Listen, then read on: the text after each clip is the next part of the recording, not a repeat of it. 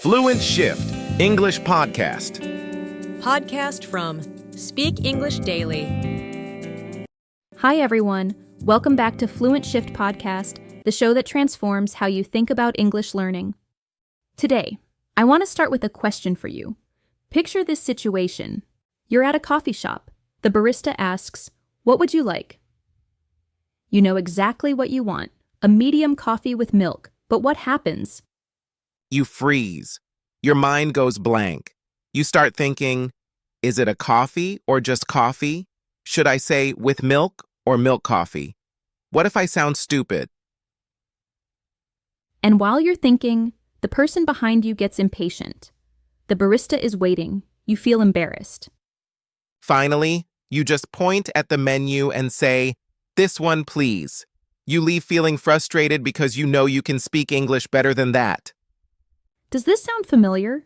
If yes, then today's episode is exactly what you need. Hello, everyone. I'm Emma, and welcome to another episode of our English Learning Podcast. And I'm Mark. Today, we're talking about something that stops millions of English learners from speaking confidently.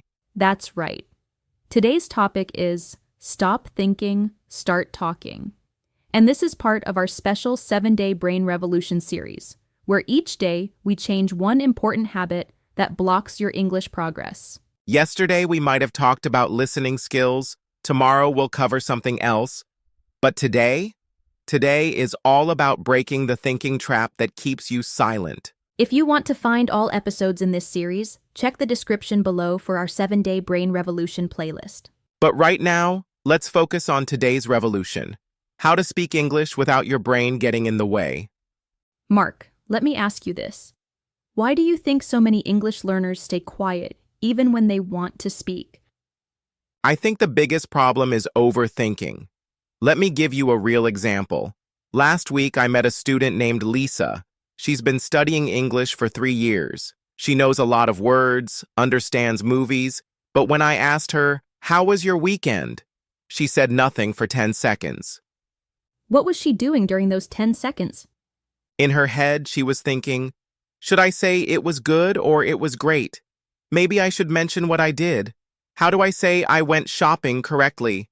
Wait, is it I went shopping or I did shopping? And by the time she figured it out? The conversation was over. I had moved on to talk to someone else. Lisa felt terrible. Oh. This happens every single day to millions of English learners. They know English, but they can't use it because they're too busy thinking about it. Exactly. It's like trying to drive a car while reading the instruction manual at the same time. You can't do both. And here's what's crazy. Native speakers make mistakes all the time.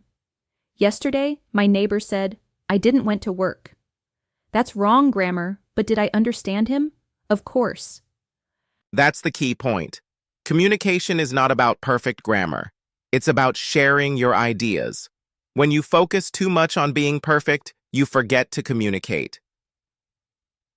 Another big problem is translation. Many learners think in their native language first, then try to translate word by word into English. Let me show you what I mean. If someone asks, "What's your job?" a learner might think in their language, "My work is teacher of mathematics in school for children."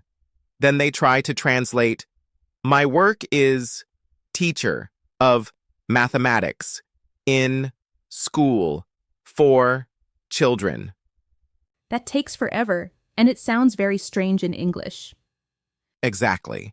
Native speakers would just say, "I'm a math teacher," or "I teach math to kids." Simple and fast. So the problem is clear. Overthinking and translating make you slow and nervous. But what's the solution? The solution is simple but powerful. You need to think less and speak more. But Emma, how do we actually do this? Great question. First, let's understand how your brain learns to speak. Think about a baby learning to talk. Does the baby study grammar books? No way. Babies just listen and copy. They say mama, even if it's not perfect. They say me want cookie, even though the grammar is wrong. But do their parents understand? Yes. And slowly, the baby's speech gets better. Not because they studied rules, but because they practiced speaking every day. Adults can learn the same way. Instead of studying more rules, you need to practice speaking more, even if you make mistakes. But here's the key difference between good learners and struggling learners. Good learners speak first, then fix mistakes later. Struggling learners try to fix mistakes before they speak. Let me give you a real example. Two students, both from Brazil. Student A always stops mid-sentence to correct himself. Yesterday I went. Yesterday I went to the store and I bought some bread. How does that sound? Terrible. It's slow, broken, and hard to follow. But student B just talks. Yesterday I go to store and buy bread. Was very good bread. I eat with my family. The grammar isn't perfect, but it sounds natural. Which student do you think improves faster? Student B, for sure, because he's training his brain to speak fluently, while student A is training his brain to stop and think. That's the key insight. Whatever you practice, you get good at. If you practice stopping and thinking, you'll get good at stopping and thinking. If you practice speaking without stopping, you'll get good at speaking without stopping. And here's something important. Native speakers don't think about grammar while they speak. They just talk. Grammar happens automatically because they've heard it so many times. Exactly. So your goal should be to speak so much that grammar becomes automatic for you too. But Emma, I know what our listeners are thinking. This sounds good. But how do I actually do it? How do I stop overthinking when I've been doing it for years? That's exactly what we're going to cover next. Practical techniques you can use starting today. All right, everyone, now comes the fun part. We're going to give you 7 practical techniques to stop overthinking and start speaking naturally. And these aren't complicated theories. These are simple things you can do today, right after this podcast ends. Technique number 1, the 30-second rule. Mark, explain this one. Simple. When someone asks you a question in English, you have 30 seconds to answer. No matter what, even if your answer isn't perfect, you must say something within 30 seconds. For example, if someone asks, "What did you do yesterday?" don't think for 2 minutes. Just say the first thing that comes to mind. I work. I watch TV. I cook dinner. It doesn't have to be a perfect sentence. The goal is to train your brain to respond quickly. Speed first, perfection later. Technique number 2, think in English, not in your language. But how do you do this practically? Start small. When you're doing daily activities, describe them in English in your head. For example, when you wake up, think, I wake up, I go to bathroom, I brush teeth. When you're cooking, think, I cut onion, I put oil in pan, oil is hot, I add onion. Very simple sentences, but all in English. The more you do this, the easier it becomes to think in English automatically. Technique number 3, use simple words, not complex ones. Many learners try to use difficult words to sound smart, but this makes them think too much. For example, instead of saying, I'm contemplating whether to purchase this item, just say, I'm thinking about buying this. Simple words are faster, clearer, and more natural. Native speakers use simple words 90% of the time. Technique number 4, practice with yourself. You don't need other people to practice speaking. Talk to yourself. This might sound weird, but it works. When you're alone, describe what you see. I see a blue car. The car is fast. There are people walking. The people look happy. Or have conversations with yourself. Hi, how are you? I'm good, thanks. What did you do today? I went to work. How was work? It was okay, but I'm tired now. This helps you practice without fear of judgment. Technique number 5, the shadow method. Find an English video, could be news, YouTube, anything. Play it and repeat exactly what they say at the same time. Don't worry about understanding every word. Just copy the sounds, the rhythm, the speed. This trains your mouth to move like a native speaker. You can do this with movies, podcasts, even with this podcast. Just repeat after us. Technique number 6, use filler words. In your native language, you probably use words like well, you know. When you're thinking, English has these too. In English, you can say, well, you know, I mean, actually. These give you time to think without staying silent. For example, what's your favorite food? Well, I really like, pasta. I mean, Italian food in general it's really good. It sounds natural and gives you time to organize your thoughts.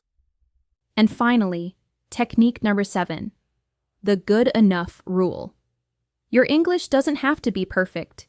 It just has to be good enough for people to understand you. If you can communicate your idea, even with mistakes, that's success. Don't aim for perfection. Aim for communication. Now, let's put these techniques into practice with a fun exercise. All right, everyone. It's time for the No Think Challenge. Emma and I are going to show you how it's done. Then it's your turn. Here's how it works. We'll give you a topic, and you have to talk about it for 45 seconds without stopping. No long pauses, no, let me think. Just keep talking. Oh. If you don't know a word, describe it differently. If you make a mistake, keep going. The goal is to keep the words flowing. Let's demonstrate. Mark, your topic is describe your morning routine. Start now. And don't stop for 45 seconds. Okay, here I go. Every morning, I wake up at 7 o'clock. First thing, I drink water because I'm always thirsty. Then I go to bathroom and brush my teeth. After that, I take shower. Hot water makes me feel awake. Then I get dressed, usually jeans and t-shirt. I go to kitchen and make coffee. I love coffee. I drink it every day. While coffee is making, I check my phone for messages. Then I eat breakfast, usually bread with butter or sometimes eggs. After breakfast, I'm ready for work. Perfect. That was natural and flowing, even though it wasn't grammatically perfect. Now my turn. My topic is what I like to do on weekends. Go. On weekends, I like to relax because weekdays are very busy. Saturday morning, I usually sleep late, maybe until 9 or 10. Then I have big breakfast, different from weekday breakfast. I like to go shopping for food and other things I need. Sometimes I meet friends for coffee or lunch. We talk about our week and laugh a lot. Sunday is more quiet. I clean my house, do laundry, prepare for next week. I also like to watch movies or read books. Weekend is my time to do things I enjoy. Excellent. Notice how Emma kept talking, even when she wasn't sure about grammar. She said, Sunday is more quiet instead of Sunday is quieter, but we understood perfectly. Exactly. Now it's your turn, listeners. We'll give you 3 topics. Choose one and talk for 45 seconds without stopping. Topic 1, describe your hometown. Topic 2, talk about your favorite food. Topic 3, what do you do when you have free time? Pick one topic and start talking now. Remember, don't stop, don't overthink, just communicate your ideas. Your 45 seconds start now.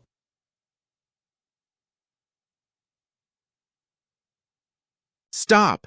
How did that feel? If you struggled, that's normal. If you stopped to think, that's okay. The important thing is, you tried. And here's the key. Do this exercise every day. Pick a different topic each day, and talk for 45 seconds. After 1 week, you'll notice a big difference. Your brain will start to think in English more naturally, and speaking will feel less scary. Before we finish, let's talk about the most important part: changing your mindset about speaking English. Many learners have the wrong mindset. They think, I'll speak when I'm ready, or I need to study more before I can talk. But this thinking keeps you stuck forever. The right mindset is, I learn by speaking, and mistakes help me improve. Every time you speak, even with mistakes, you're getting better. Let me tell you about my friend Carlos. 2 years ago, his English was terrible. He made mistakes in every sentence, but he didn't care. He talked to everyone, at the store, at work, on the bus. What happened to Carlos? Now, his English is excellent. Not because he studied grammar books, but because he spoke English every single day. His mistakes taught him what was wrong, and hearing native speakers taught him what was right. That's the power of the right mindset. Carlos saw every conversation as practice, not as a test. And here's something important. Most native speakers are very patient with English learners. They want to help you, not judge you.